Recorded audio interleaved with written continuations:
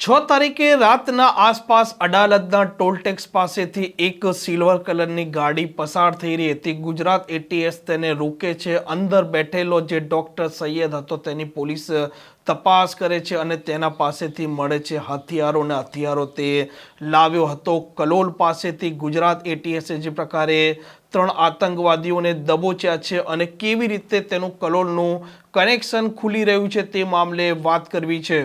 વૈષ્ણવજન તો તેને કહીએ જે પીડ પરાઈ જાનાને રે.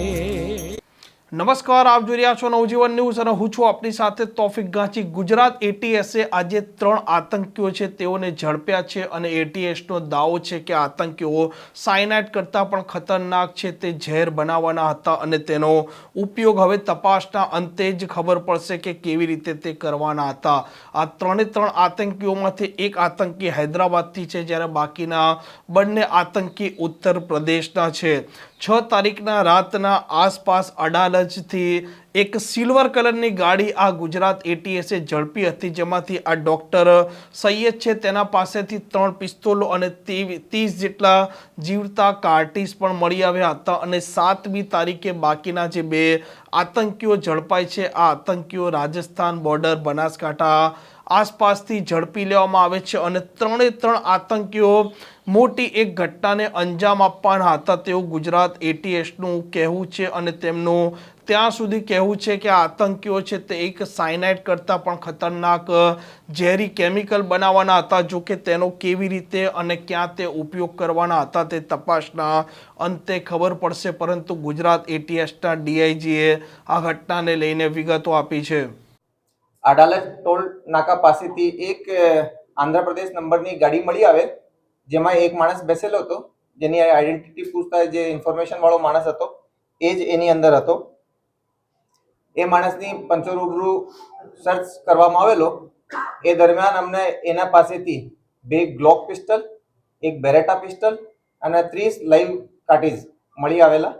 સાથે સાથે એની પાસે એક 4 લીટર જેવો લિક્વિડ પણ હતો, જેની પ્રારંભિક એને જ બતાવ્યા મુજબ એ કેસ્ટર ઓઇલ છે, એ એની ગાડીમાંથી સીઝર કરવામાં આવેલ અને બીજી થોડી ઘણી રૂટીન વસ્તુઓ પણ એનાથી મળી આવેલી. એની ડિટેલ ઇન્ટ્રોગેશન કરવામાં આવેલી. ઇન્ટ્રોગેશનમાં સૌથી પહેલા આ પૂછપરછ કરવામાં આવેલો કે ભાઈ એનો શું ઇતિહાસ છે. આ જે માણસ છે એ અરાઉન્ડ લગભગ 35-36 વર્ષની એની ઉંમર છે. એ ચાઇનાથી એમબીબીએસની ડિગ્રી પણ ધરાવે છે. ઘણો બધો સ્ટડીની રીતે, લેંગ્વેજની રીતે ઘણો જાણકાર માણસ છે. એ સોશિયલ મીડિયા ઉપર ઘણી બધી ફોરેન એન્ટિટી જોડે કોન્ટેક્ટમાં હતો.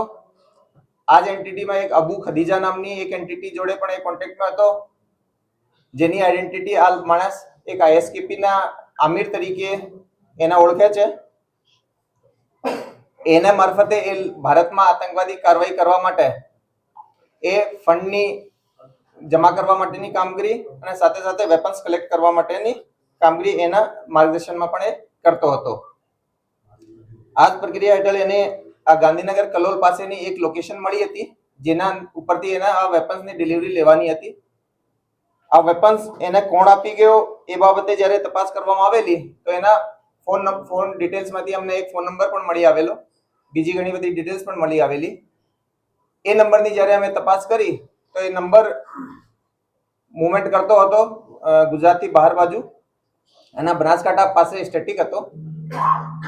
આ એક ટીમ એના ઇન્ટ્રોગેશનમાં અહીંયા અમદાવાદ એટીએસ ખાતે લાગેલી હતી, ત્યારે એક બીજી ટીમ જેમાં ડીવાયએસપી વિરજીત પરમાર, ડીવાયએસપી કે પટેલ, પીઆઈ સીએચ પનારા અને બીજા અધિકારીઓ જોડાયેલા હતા. એ લોકો આ ફોન નંબરની તપાસમાં બનાસકાંઠાથી બીજા 2 શકમંદોને લઈને આવેલા. એ લોકોની પણ પૂછપરછ કરવામાં આવેલી અને એ લોકોનો પણ રોલ એમાં જણાઈ આવેલ.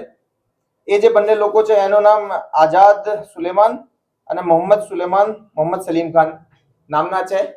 એ બંને લોકો લખીમપુર ખીરી અને શામલી યુપીના રહેવાસી છે.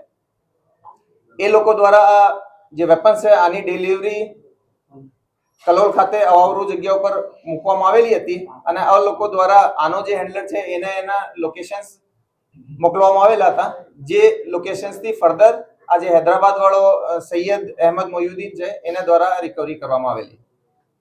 આ લોકોથી જ્યારે પૂછપરછ કરી ત્યારે જાણવા મળેલ કે આ લોકો ઘણા રેડિકલ છે, મૂળતે હાફિઝ છે, ભણેલા છે, અને એ લોકો દ્વારા પણ દેશના ઘણા બધા હિસ્સાઓમાં જેમાં લખનઉ, દિલ્હી, અમદાવાદ વગેરે સામેલ છે, એમાં સેન્સિટિવ પ્લેસીસની થોડી રેકી કરેલી છે, ભીડભાડવાળી જગ્યાઓની રેકી કરેલી છે. સાથે સાથે એ લોકો દ્વારા જાણતા છતાં કે ભાઈ એની અંદર વેપન છે, આ જે વેપનની ડિલિવરી છે એ હનુમાનગઢ રાજસ્થાન જે કે એક બોર્ડરનો જિલ્લો છે ત્યાંથી એના દ્વારા કરવામાં આવેલી છે. એફઆઈઆર દાખલ કરવામાં આવેલી આ લોકો વિરુદ્ધ, જેમાં યુએપીએ અને આઈપીસી ના સેક્શન્સ ઉમેરવામાં આવેલ છે. આજે હૈદરાબાદનો સૈયદ અહેમદ મોહિદ્દીન છે એની જ્યારે વધારે પૂછપરછ કરવામાં આવેલી અને આના ફોનમાં પણ ચેકિંગ કરવામાં આવેલો તો એક રાઇઝિન નામનો એક બહુ પોટેન્ટ, બહુ અતિ શક્તિશાળી ઝેર હોય છે, એને બનાવવા માટેની પ્રક્રિયા એ હાથ ધરેલ હતી. જેના માટે જે રો મટીરિયલ છે, કેમિકલ ચીજો, કેમિકલ્સ છે અને જે ઇક્વિપમેન્ટ્સ આને જરૂરી હોય છે એ બધા પણ એના દ્વારા પ્રોક્યોર કરી લેવામાં આવેલ હતા. એના દ્વારા એ પ્રારંભિક જે એની પ્રોસિજર છે એ પણ ચાલુ કરી દીધી હતી અને એના પુરાવા અમને એના ફોનમાંથી જ મળી આવેલા છે. તો એક ઘણો એવો કેસ છે જેની અંદર કે યુપી અને હૈદરાબાદના જુદા જુદા માણસોને અમે ડિટેન કરીને અરેસ્ટ કર્યા છે. પહેલો જે સૈયદ છે એની અમે કાલે કોર્ટમાં પ્રોડ્યુસ કરતા એને 17 તારીખ સુધીના અમને એના રિમાન્ડ મળ્યા છે. બીજા જે બંને આરોપીઓ છે એની પણ અમે અટક કરી છે, એને અમે આજે નામદાર કોર્ટ સમક્ષ રજૂ કરીશું અને એના પણ ફર્ધર રિમાન્ડ લઈશું. એ સિવાયની જે બીજી એ તપાસમાં જે આગળ જે વસ્તુઓ મળશે એ પણ અમે આપને સમયસર અપડેટ કરીશું. હા, એ જે બે આરોપીઓ જે અમે આપને નામ કીધા, જે આઝાદ અને મોહમ્મદ સુહેલ જે છે, એ બંને આરોપીઓ આ હથિયારો હનુમાનગઢ થી લીધેલા હતા. એ લોકો પણ ના જણાવ્યા મુજબ પણ એ હથિયારો એ લોકોએ એક લોકેશન ઉપરથી પિક કર્યા હતા અને આ લોકેશન ઉપર ડ્રોપ કર્યા હતા. આપણા આ ચર્ચા પહેલા પણ ઘણી વખતે જૂના ટેરર રિલેટેડ કેસીસ અને ડ્રગ્સ રિલેટેડ કેસીસમાં થયેલી છે કે આ રીતે ડેડ ડ્રોપ કરીને એકબીજાથી એની બહુ વધારે પરિચય નહીં થાય એ રીતનો આ લોકોએ ચોકસાઈ રાખે છે. ક્યાં જવાનો હતો અત્યારે લઈને હુમલા કરવાના પ્લાનમાં? ક્યાં જવાનો હતો? એ પરત એના જણાવ્યા મુજબ એ પરત હૈદરાબાદ જ જવાનો હતો અને જે રીતે આ રાઇઝિન નામનો જે પોટેન્ટ ઝેર બનાવી રહ્યો છે, જેની કે બહુ નાની ક્વોન્ટિટી પણ બહુ વધારે લોકો માટે સફિશિયન્ટ હોય એને ડેડલી મારવા માટે, કહેવાય છે કે સાયનાઇડથી પણ વધારે પોટેન્ટ છે. તો આવો ઝેર જે બનાવતો હોય એના જે આતંકી મનસૂબા છે એ બાબતે અમે થોડો ડિટેલ્ડ એનો ઇન્ટ્રોગેશન કરીને આપ બધાને જાણ કરીશું. કેમિકલનો ઉપયોગ હવાથી થાય, પાણીમાં થાય, કેવી રીતે કરવાના થાય એનો પ્લાનિંગ એ હૈદરાબાદમાં જ બનાવતો હતો અને એનો જે ઉપયોગ છે એ ઉપયોગ એને કન્ઝ્યુમ કરવાથી કોઈ પણ રીતે તમારા બોડીના ઇન્ટરનલ એમાં આવે, એ ગેસ મારફતે તમે ઇન્હેલ કરો કે પાવડર ફોર્મમાં જનરલી હોય છે અને ફૂડ યા કોઈ પણ રીતે તમારા બોડીમાં જાય તો એ બહુ ડેડલી હોય છે.